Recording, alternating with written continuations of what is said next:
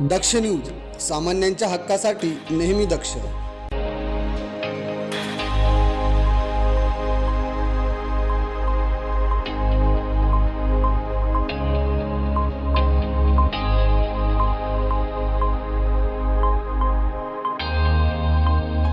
आणि विरोधकांना म्हणजेच उद्धव साहेब आणि राज साहेब यांच्या पक्षांना तुम्ही काय सांगाल या माध्यमातून? काम करा, घरात बसू नका, काम करा. काम करा, घरात बसू नका, काम करा. राज्यात गेल्या काही महिन्यांपासून विविध प्रश्नांवरून विरोधी पक्ष आणि सत्ताधारी यांच्यातील संघर्ष तीव्र झाला असताना त्याच काळात विरोधी पक्षातील वरिष्ठ नेते व तळागाळातील कार्यकर्ते यांच्यामधील मतभेदही ठळकपणे जाणवू लागले आहेत. विरोधी पक्ष सार्वजनिक व्यासपीठावरून सत्ता आणि तिच्या धोरणांवर जोरदार टीका करत असले तरी नाशिकमधील पक्षांचे कार्यकर्ते स्थानिक पातळीवर काही भिन्न तर काही ठिकाणी अधिक तीव्र भूमिका मांडताना दिसत आहेत. यातच मनपा निवडणूक 2 दिवसांवर येऊन ठेपली असल्याने वातावरण अधिक पेटलं आहे. या सगळ्यात सर्व पक्षाच्या कार्यकर्त्यांचं मत आणि आढावा घेतलाय आमचे प्रतिनिधी विजय बागुल आणि रोशन गव्हाणे यांनी. आपलं स्वागत. मी तुमच्या सोबत रेणुका. आपण आज आलो आहोत प्रभाग 31 येथे. निवडणुकीची रणधुमाळी जोरात सुरू आहे आणि प्रचारालाही कार्यकर्त्यांनी जोरात सुरुवात केली आहे. त्याच अनुषंगाने आपण आज भाजपच्या कार्यकर्त्यांशी संवाद साधणार आहोत. सर नमस्कार. काय सांगाल निवडणुकीच्या रणधुमाळी बाबत आणि प्रचाराबाबत? कसा प्रचार सुरू आहे? आमच्या इथं हा सुशिक्षित मतदारसंघ आहे. गेल्या अनेक वर्षापासून हा बीजेपीचा बालकिल्ला आहे. या बालकिल्ल्यात असंख्य कामं झालेले, म्हणजे असं कुठलं काम पेंडिंग नाही. घरोघरी जाऊन आम्ही आता एकदम व्यवस्थित आमचा प्रचार चालू आहे. इथं बीजेपी शिवाय अजित पर्याने सगळे आमचे 4 उमेदवार निवडून येणार म्हणजे येणार. मात्र आमच्या पत्रकारांनी ज्या दिवशी नागरिकांची बाईट घेतली त्या दिवशी नागरिकांनी अनेक समस्या या ठिकाणी सांगितल्या. त्या समस्यांचं निवारण पुढे जाऊन कसं होईल किंवा आधीच्या नगरसेवकांनी इथे काही सोयी सुविधा केल्यात का, याबाबत काय सांगाल? कुठल्या प्रकारच्या समस्या नागरिकांनी सांगितलेल्या आहे? बघा, या वर्षी काय आहे की नैसर्गिक आपत्ती इतकी झाल्यामुळे की त्या समस्याला थोड्याफार प्रमाणामध्ये आम्ही पण त्याला सहमत आहे, पण इतकाही काही समस्या नाही आहेत की त्या अनरिझॉल्वेबल आहेत. त्या ज्या काही समस्या आहेत त्या निग्लिजिबल आहेत त्या. मात्र नागरिकांचा असा आरोप आहे की 5 वर्षांनी तुम्ही ढुंकून बघता किंवा 5 वर्ष एकही नगरसेवक या ठिकाणी ढुंकून बघत नाही. जेव्हा मत मागायला येतात तेव्हाच नगरसेवक या ठिकाणी येतात. हे बरोबर आहे का? नाही, आता मागच्या 5 वर्षामध्ये बोलायचं झालं तर मागच्या 3 वर्षापासून प्रशासनच असल्या, निवडणुकाच झाल्या नाही तर प्रशासन असल्यामुळे इथल्या जे नगरसेवक आहेत त्यांना काम करता आलं नाही. तरी सुद्धा त्यांनी सगळ्या याच्यामध्ये जाऊन बिहाफमध्ये जाऊन त्यांनी त्या सगळ्या समस्यांचं नागरिकांचं समाधान करण्याचा त्यांनी प्रयत्न केलेला, अशी मी इथल्या नागरिकांच्या वतीने आम्ही गवाही देतो त्यांना. आणि तपोवनच्या वृक्षतोडीबाबत आपलं काय मत आहे? तपोवनचा वृक्ष हा सरकारच्या न्यायालयीन प्रश्न असल्यामुळे त्यावरती मी भाष्य करणं टाळतोय सध्या. नक्कीच आपल्या सोबत आहेत प्रभाग 31 चे निवडणूक प्रमुख, त्यांच्याशी आपण संवाद साधूया. सर काय सांगाल निवडणुकीबाबत? सर्वप्रथम मी हे सांगू इच्छितो की देशात भाजप सरकार आहे, राज्यात भाजप सरकार आहे महायुतीचं, तसेच स्थानिक आमदार भाजपाचे आहेत. म्हणजेच हा सुशिक्षित मतदार असल्यामुळे आमचे जे उमेदवार आहेत ते त्यांच्यावर कुठल्याही प्रकारचे एलिगेशन नाही आहेत, सुसंस्कृत आहेत, उच्च शिक्षित आहेत. जर तिघ यंत्रणेत आमचं सरकार आहे तर निश्चित यश तर येणारच, पण येणारे जे कामं रखडली आहेत ते सुद्धा येणाऱ्या मार्च महिन्यात कंप्लीट होतीलच, ही अशी आम्हाला आमच्या वरिष्ठांनी आणि आमच्या आमदारांनी ग्वाही दिली आहे. म्हणून भारतीय जनता पार्टीचा विजय 4 उमेदवारांचा 101% होणारच. आपण आज आलो आहोत प्रभाग 31 येथे. शिवसेना शिंदे गटाचे कार्यकर्ते आपल्या सोबत आहेत. सर काय सांगाल निवडणुकीच्या प्रचाराबाबत? कसा सुरू आहे प्रचार? प्रचार एकदम जोरात चालू आहे. आम्ही प्रत्येक घराघरात जाऊन आमचं काम दाखवतोय. आम्हाला नवीन काही गोष्टी दाखवायची गरज नाही, आमचं काम बोलतंय. मात्र आधीच्या नगरसेवकांनी इथे काही सोयी सुविधा केल्या आहेत, मात्र अजूनही नागरिकांना या ठिकाणी सोयी सुविधा हव्या आहेत. त्याबद्दल काय सांगाल की तुमचा नगरसेवक जर निवडून आला तर तुम्ही काय सोयी सुविधा द्याल नागरिकांना? नागरिकांना आम्ही पहिली गोष्ट सुरक्षा देणार. आज आपल्या प्रभागामध्ये वाढणाऱ्या चोरीच्या घटना आहे, परत असुरक्षितता आहे, त्याबद्दल आम्ही सुरक्षितता देणार. आम्ही सीसीटीव्हीचे कामे करणार. आम्ही या ज्या गटारी या कायम चोकोप होत असतात, इथं कायम आम्हाला वासाला सामोरं जावं लागतं. आम्ही या गोष्टी आम्ही सगळ्या सुधारित करणार. परत आम्ही नवीन जो प्रभाग आहे आपला खालच्या भागातला, तिथे रस्ते नाहीये, तिथे ड्रेनेज नाहीये अजून, त्या भागात आम्ही सगळ्या लोकांना त्या सुविधा पुरवणार आहे. काही काही ठिकाणी तर अजून लाईट सुद्धा पोहोचलेली नाही प्रभागामध्ये, तिथे आम्हाला लाईट पोहोचवायची, रस्ते पोहोचवायचे, आम्हाला ड्रेनेज पोहोचवायचे.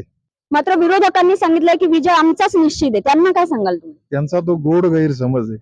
विरोधकांचा हा गोड गैरसमज आहे. सगळ्या प्रभागाला माहिती. त्यांना आज प्रश्न पडलेला आहे, ह्या माणसाला टॅकल करावं तर करावं कसं. त्यांच्या मोठं एकदम डोंगर आहे त्यांच्यामुळं. त्यांच्यासाठी आज एकदम सगळं अवघड झालेलं आहे. आज आपला प्रभागात आपला माणूस आहे, रविभाऊ आहे, अर्चनाताई आहे, प्रत्येक ठिकाणी जाऊन त्यांनी इथून मागे 10 वर्ष काम केलंय. मात्र लाडक्या बहिणीचे जे पैसे 1500 रुपये लाडक्या बहिणींच्या खात्यात जमा होतात ते 2100 होणार होते, त्याबाबत काय सांगाल? अजूनही 1500च येत आहे. नाही, याबाबत भाजपाने थोडीशी अडवणूक केलेली लक्षात घ्या. कारण शिंदे साहेबांनी हा एकदम आणलेला लाडक्या बहिणींसाठी सुंदर प्रकल्प आहे. त्यासाठी ही भाजपाची अडवणूक आहे. ते 2100 झाले तर सगळे मत शिंदे साहेबांच्या ह्याच्यात जातील ना. त्यामुळे भाजपाने आणलेली ही अडवणूक आहे. नक्कीच. आणि विरोधकांना म्हणजेच उद्धव साहेब आणि राज साहेब यांच्या पक्षांना तुम्ही काय सांगाल या माध्यमातून? काम करा, घरात बसू नका, काम करा. 2 महिन्यात कोणी इलेक्शन लढत नाही आणि जिंकत पण नाही. त्यासाठी वर्षानुवर्ष घालवावं लागतात. प्रभागाची सेवा करावी लागते. शिंदे गटाच्या महिला कार्यकर्त्या आहेत, त्यांच्याशी आपण संवाद साधूया. आपल्याला लाडक्या बहिणीचे पैसे येतात का? हो, येतात ना. किती येतात? दर महिन्याला 1500 रुपये येतात. किती अपेक्षित आहे येणं? 2100 रुपये. आणि इथे महिला सुरक्षा कशी आहे आपल्या प्रभागात आणि हवी कशी आहे अजून तुम्हाला? ज्या रस्त्याला आहे तिथे स्ट्रीट पोल हवे, अजून पोलिसांची सुरक्षा वगैरे हवी आहे, महिला सशक्तीकरण हवं आहे. इथे चेन स्नॅचिंग वगैरे हे प्रकार खूप घडतात या भागात, त्याबद्दल काय सांगाल? या भागात विचार केला तर सर्वात प्रथम महिलांसाठी जे सुरक्षित हवे तर प्रत्येक भागामध्ये तुम्ही कॅमेरे बसवले पाहिजे, सीसीटीव्ही कॅमेरे, आणि प्रत्येक याच्यामध्ये पोलिसांची दहशत असली पाहिजे, जेणेकरून कुठल्याही पुरुष हे लेडीजला कुठल्या प्रकारे त्रास देतील. त्यानंतर यामध्ये पाण्याची समस्या असेल, रस्त्यांचे जे काही डांबरीकरण असेल, सर्व या प्रभागामध्ये उघडण्याची शक्यता आहे. नक्कीच. मग तुमचं पॅनल निवडून आलं तर ह्या सगळ्या समस्यांचं निवारण करेल का? 100% शुअर आहे. नमस्कार, तुम्ही बघताय दक्ष न्यूज. मी तुमच्या सोबत रेणुका. आपण बघतोय की निवडणुकीच्या पार्श्वभूमीवर राजकीय वातावरण पेटलं आहे. त्याच पार्श्वभूमीवर आपण आज आलो आहोत उद्धव बाळासाहेब ठाकरे पक्षाच्या आणि महाराष्ट्र नवनिर्माण सेनेच्या कार्यालयात. आपल्या सोबत आहेत महाराष्ट्र नवनिर्माण सेनेचे उमेदवार सुदाम विश्राम कोंबडे. सर नमस्कार. आपल्याला माहितीच आहे की प्रचाराची रणधुमाळी ही खूप जोरात सुरू आहे सगळीकडे, राजकीय वातावरण सगळीकडेच पेटलेलं आहे. त्या पार्श्वभूमीवर काय सांगाल? खऱ्या अर्थाने नाशिक महानगरपालिकेची रणधुमाळी आता चालू झालेली आहे आणि संपूर्ण राजकीय वातावरण पेटलेलं आहे. खऱ्या अर्थाने आज जर तुम्ही बघितलं तर 2017 नंतर जी निवडणूक झाली ती 2022 त्याचा कार्यकाल संपला, परंतु त्यानंतर साधारणतः 3 ते 4 वर्षांनी ही निवडणूक होत आहे. त्यामुळं जनतेमध्ये ह्या निवडणुकीचा प्रचंड उत्साह आहे. कारण की भारतीय जनता पार्टी आणि या सत्ताधाऱ्यांना गाडण्यासाठी खऱ्या अर्थाने हा नागरिकांचा उत्साह आहे. आम्ही जिथे जिथे जातोय, जिथे जिथे आम्ही फिरतोय, एकच म्हणताय की ह्या वेळेस आम्हाला ठाकरे ब्रँडचाच महापौर करायचा आहे आणि शिवसेना उद्धव बाळासाहेब ठाकरे आणि माननीय महाराष्ट्र नवनिर्माण सेनेचे संस्थापक अध्यक्ष आदरणीय राजसाहेब ठाकरे यांच्याच उमेदवाराला आम्हाला निवडून द्यायचं आहे. आम्ही ज्यावेळेस जातो त्यावेळेस आम्हाला लोक औक्षण आमचं करतात, आम्हाला ओवळतात, आम्हाला मिठी मारतात. अहो काय उत्साह येतो, जबरदस्त. नक्कीच. आणि जे दिनकर पाटील आपण बघू शकताय की आदल्या दिवशी त्यांनी उत्साह साजरा केला आणि दुसऱ्या दिवशी त्यांनी भाजपामध्ये प्रवेश केला, याबाबत आपण काय सांगाल? त्यांच्याबद्दल काय बोलायचं? ज्या माणसाला एवढं भरभरून दिलं, बरोबर ना, त्यांच्याबद्दल काय आम्हाला बोलायचं नाही. नक्कीच. प्रभाग 31 मधला जो पोद्दार इंटरनॅशनल स्कूल आहे किंवा रेडसन ब्ल्यू हॉटेल आहे, तिथल्या परिसरात स्ट्रीट लाईट नाहीये किंवा नागरिकांना अनेक समस्या आहे की रस्त्यात खड्डे की खड्ड्यात रस्ते हेच समजत नाहीये, तर त्यानुसार तुम्ही तिथे काय सोय देणार?